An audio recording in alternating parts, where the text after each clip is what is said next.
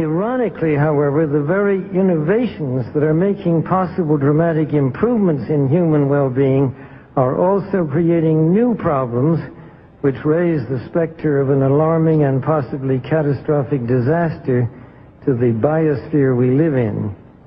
And herein lies the dilemma that we all face. Let me illustrate. Improved public health has caused the world's infant mortality rate to decline by 60% over the last 40 years. In the same period, the world's average life expectancy has increased from 46 years in 1950s to 63 years today. This is a development which, as individuals, we can only applaud. However, the result of these positive measures is a world population that has risen during the same short period of time geometrically to almost 6 billion people and could easily exceed 8 billion by the year 2020. The negative impact of population growth on all of our planetary ecosystems is becoming appallingly evident.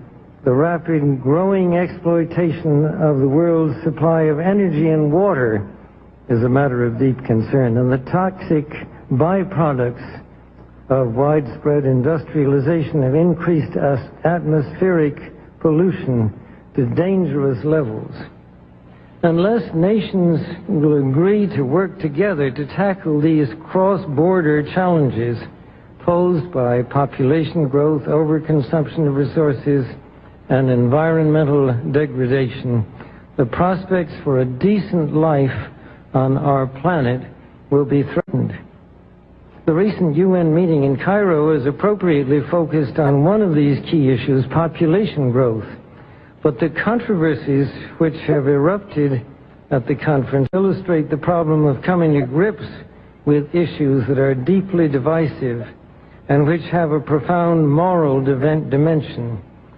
The United Nations can and should play an essential role in helping the world find a satisfactory way of stabilizing world population and stimulating economic development in a manner that is sensitive to religious and moral considerations.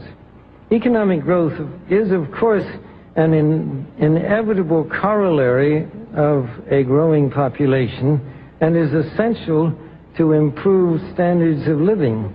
But without careful coordination, unrestrained economic growth poses further threats to our environment. This was a major subject of discussion at the conference in Rio de Janeiro on the environment 2 years ago. The focus then was on sustainable growth and global development. It was pointed out at the conference that growth is most efficiently managed by the private sector, but regulation of the process by national governments and international bodies is also needed. And once again, the United Nations should certainly be among the catalysts and coordinators of this process.